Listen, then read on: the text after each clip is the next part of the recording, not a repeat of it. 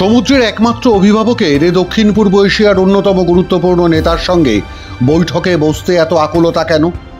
প্রশ্নটা উঠছে। গত ৩-৪ দিন ধরে যেভাবে বাংলাদেশের মিডিয়া ঝাঁপিয়ে পড়েছিল ভারতের প্রধানমন্ত্রীর সঙ্গে ইউনূসের বৈঠকের খবরে, তার ফলে একথা মনে হতেই পারে দেশবাসীকে এই ছবিটা দেখানোই উদ্দেশ্য ছিল বাংলাদেশের মধ্যবর্তীকালীন সরকারের প্রধান উপদেষ্টা মোহাম্মদ ইউনূসের।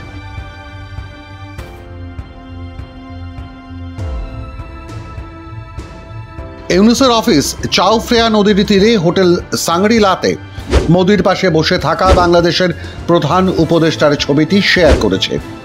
ফলে ভারতের প্রধানমন্ত্রীর সঙ্গে বৈঠকে কতটা উদ্গ্রীব ছিলেন ইউনূস তা ফের পরিষ্কার।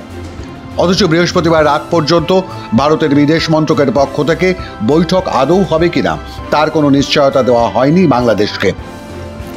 শুক্রবার দুপুরে এক সাংবাদিক বৈঠকে ভারতের পররাষ্ট্র সচিব বিক্রম মিস্ত্রি জানান, ব্যাংককে বিমস্টেক শীর্ষ সম্মেলনের ফাঁকে বাংলাদেশের মধ্যবর্তীকালীন সরকারের প্রধান উপদেষ্টা মোহাম্মদ ইউনূসের সঙ্গে প্রধানমন্ত্রী নরেন্দ্র মোদির বৈঠক হয়। Prime Minister also met today with Professor Mohammad Yunus, the Chief Advisor of the interim government of Bangladesh. পররাষ্ট্র সচিব বিক্রম মিস্ত্রি বলেন, বৈঠকে প্রধানমন্ত্রী নরেন্দ্র মোদি বাংলাদেশে হিন্দু সহ সংখ্যালঘুদের নিরাপত্তা ও সুরক্ষা নিয়ে উদ্বেগ প্রকাশ করেছেন। প্রধানমন্ত্রী আশা প্রকাশ করেছেন যে বাংলাদেশ সরকার তাদের নিরাপত্তা নিশ্চিত করবে, যার মধ্যে সংখ্যালঘুদের বিরুদ্ধে নৃশংসতার ঘটনাগুলির পুঙ্খানুপুঙ্খ তদন্ত অন্তর্ভুক্ত থাকবে।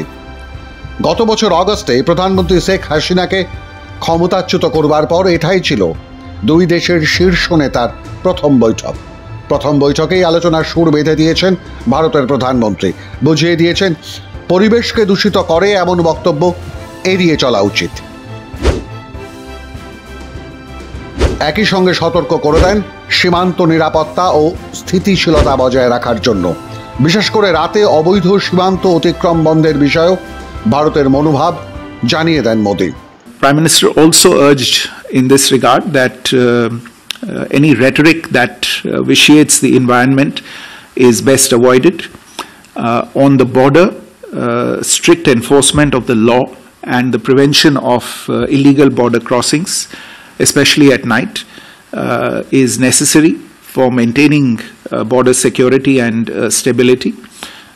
There are a number of bilateral mechanisms between the two countries, and these mechanisms could meet as appropriate to review and take forward our ties.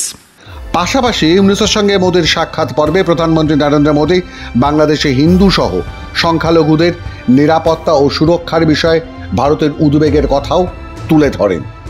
Prime Minister also underlined India's concerns related to the safety and security of minorities in Bangladesh, including Hindus, and expressed his expectation that the government of Bangladesh would ensure their security, including by thoroughly investigating all cases of atrocities committed against them. ভারতের পররাষ্ট্র সচিব জানিয়েছেন, প্রধানমন্ত্রী বিশ্বাস করেন ভারত প্রতিবেশীদের সঙ্গে সম্পর্কের ক্ষেত্রে জনকেন্দ্রিক দৃষ্টিভঙ্গিতে বিশ্বাস করে।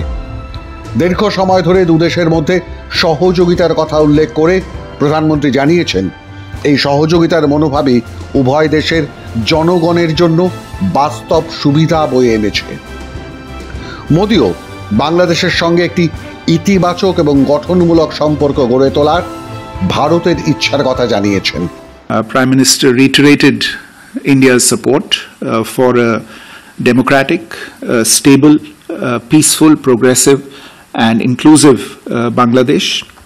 He underlined that India believed in a people-centric approach to the relationship and highlighted the cooperation between the two countries over a long period of time that has delivered tangible benefits to people in both countries. And in this spirit, he once again underlined to Professor Yunus India's desire to forge a positive and constructive relationship with Bangladesh based on a spirit of pragmatism. সম্প্রতি চীন সফরে গিয়ে বাংলাদেশের প্রধান উপদেষ্টা সাম্প্রতিক মন্তব্য বিতর্কের জন্ম দেয়। সেখানে তিনি বাংলাদেশকে সমুদ্রের একমাত্র অভিভাবক হিসেবে উল্লেখ করে চীনকে ভারতের সেভেন সিস্টার রাজ্যগুলির সার্বভৌমত্বকে প্রশ্নের মুখে ফেলে বাংলাদেশে চীনের অর্থনৈতিক প্রভাব বিস্তারের আহ্বান জানান। We are the only guardian of the ocean for all this region. So this opens up a huge possibility. So this could be an extension of the Chinese economy, build things, produce things, market things, bring things to China, bring it out to the whole rest of the world. এর পাল্টা জবাব অবশ্য পরদিনই দিয়েছিলেন ভারতের বিদেশমন্ত্রী S Jaishankar. আর তারপরই সমুদ্রের একমাত্র অভিভাবকের উপদেষ্টা ইউনূসের ভারতের প্রধানমন্ত্রী নরেন্দ্র মোদীর সঙ্গে বৈঠকের জন্য এমন আকুলতা, যা স্বাভাবিক কারণেই দক্ষিণ পূর্ব এশিয়ার রাজনীতিতে কৌতূহল বাড়াচ্ছিলই। মোদীও সেই সুযোগের সদ্ব্যবহার করে ভারতের অবস্থান তাকে বুঝিয়ে দিয়েছেন। যেমন বাংলাদেশের সংখ্যালঘুদের নিরাপত্তার বিষয়ে উল্লেখ করেছেন, তেমনি ভারতের জনকেন্দ্রিক দৃষ্টিভঙ্গি, দুই প্রতিবেশীর পারস্পরিক সহযোগিতার মনোভাব বজায় রাখার কথা বলেছেন, তেমনি বুঝিয়ে দিয়েছেন বচনে লাগামের গুরুত্ব। মাধ্যম ব্যুরো রিপোর্ট।